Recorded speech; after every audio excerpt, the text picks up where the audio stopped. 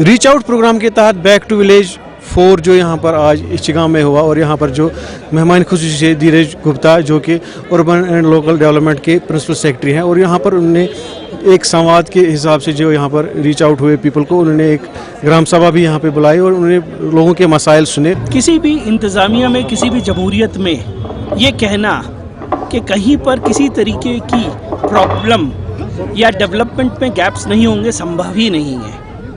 ज़रूरत इस बात की है कि साहब हम साथ मिल के चलें, लोगों के साथ में, लोग हमारे साथ में चलें और इस डेवलपमेंट के गोल को आगे ले जाएं। आज बैक टू विलेज का ये 4th वर्जन हुआ।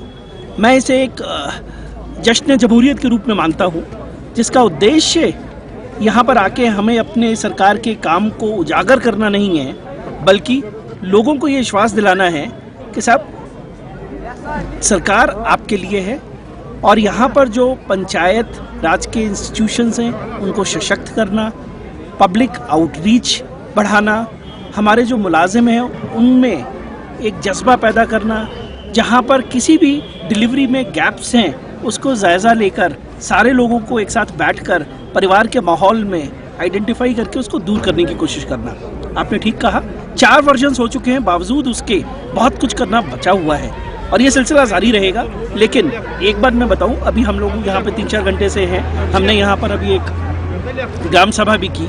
जिस तरीके के इश्यूज़ निकल के आए वो परफेक्शन की तरफ, 100% वाले की तरफ हैं इश्यूज़, बेसिक इश्यूज़ कुछ नहीं है। आप मुड़ के देखिए और दिखाइए, यहाँ पर सड़कें देखिए, यहाँ के सैनिटेशन देखिए, यहाँ के मकान देखिए, लोगों का जज्बा देखिए। किसी भी तरीके से ये पंचायत, ये गांव ऐसा नहीं है कि पिछले 2-4 सालों में यहाँ काम नहीं हुआ है। लोगों से बात करिए आप जाके, बहुत काम हुआ है, दिशा सही है, प्रयास सही है। आने वाले समय में हम इससे भी ज़्यादा तरक्की करेंगे।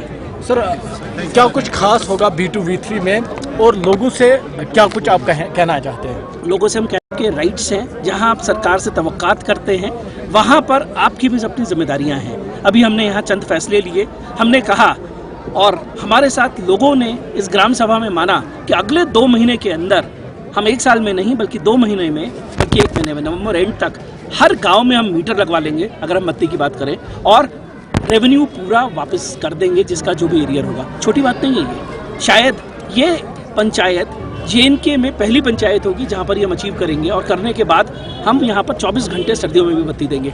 इसी तरीके से सैनिटेशन की हम बात करें, लोगों ने यहाँ पर 100, 150, 200 रुपये की सैनिटेशन फीस लगाई है छोटे से गांव में, ये भी छोटी बात नहीं है। और यहाँ पर सरपंच साहब ने, हमें ब्लॉक डेवलपमेंट काउंसिल के चेयरमैन साहब ने आश्वासन दिया कि साहब इस महीने से हम आपको आश्वासन दिलाते हैं, कहते हैं ये लोग कि साहब हम लोगों से कलेक्शन 100% कराएंगे। ये जज्बा, ये भागीदारी, ये छोटी चीज़ नहीं है।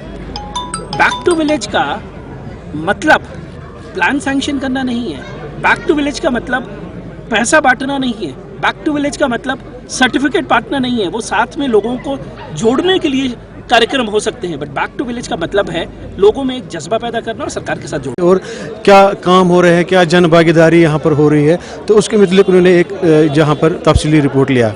JK 24/7 के लिए मैं बड़गाम से ज़हूर हुसैन। इंफ्रास्ट्रक्चर के जो काम हो रहे हैं, NH 444 जो बन रहा है, निश्चित वो बनेगा। इसके बाद और भी टनल बन रहे हैं।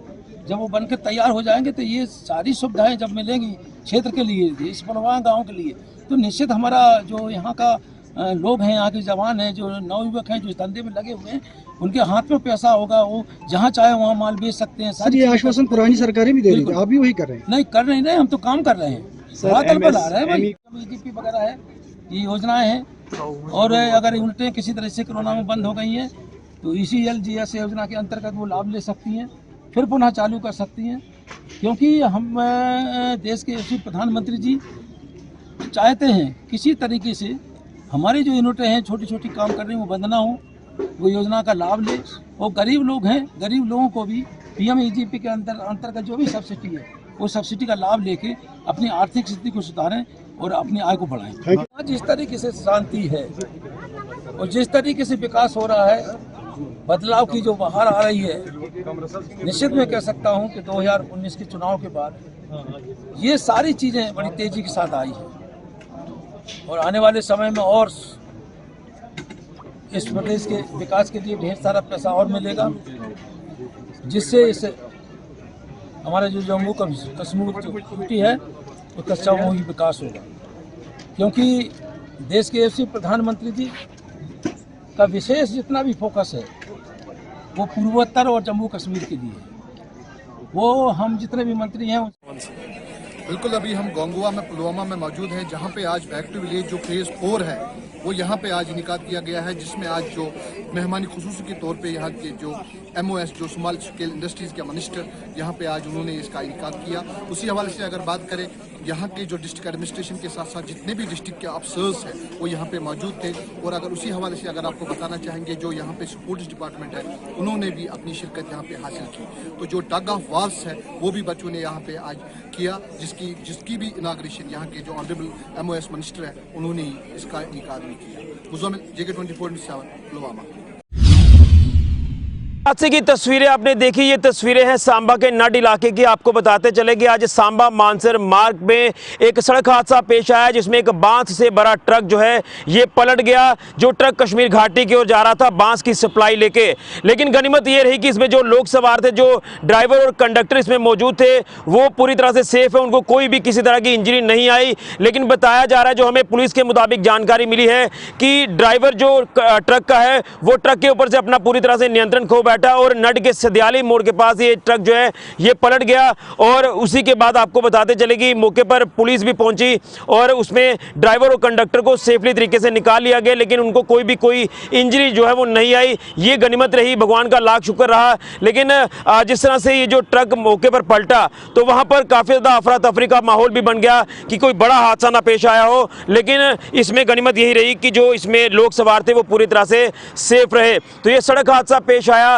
सांबा के नड इलाके में, सांबा मानसर मार्ग पर, जो ट्रक बांस की सप्लाई लेके कश्मीर घाटी की ओर जा रहा था। लेकिन पिछले दिनों से हम लगातार देख रहे हैं कि सड़क हादसों का जो ग्राफ है ये जिला सांबा में बढ़ता जा रहा है। लेकिन अब कहीं ना कहीं ये भी कारण नजर आ रहे हैं कि सड़कों की जो हालत है वो भी काफी ज्यादा दयनीय है, और उसमें भी बताया जा रहा है कि जो कंसर्न अथॉरिटीज है वो काम भी कर रही हैं। लेकिन हम ये अपील भी करेंगे तमाम गाड़ी चालकों से कि आप लोग गाड़ी जो है वो सावधानी से चलाएं, सतर्कता से चलाएं और ओवर स्पीड गाड़ी की ना करें, क्योंकि कहीं ना कई बार जो सड़क हादसे हैं ये ओवर स्पीड की वजह से भी पेश आते हैं। तो ये तस्वीरें जो आपने सड़क हादसे की देखी, ये सांबा के नड इलाके से देखी।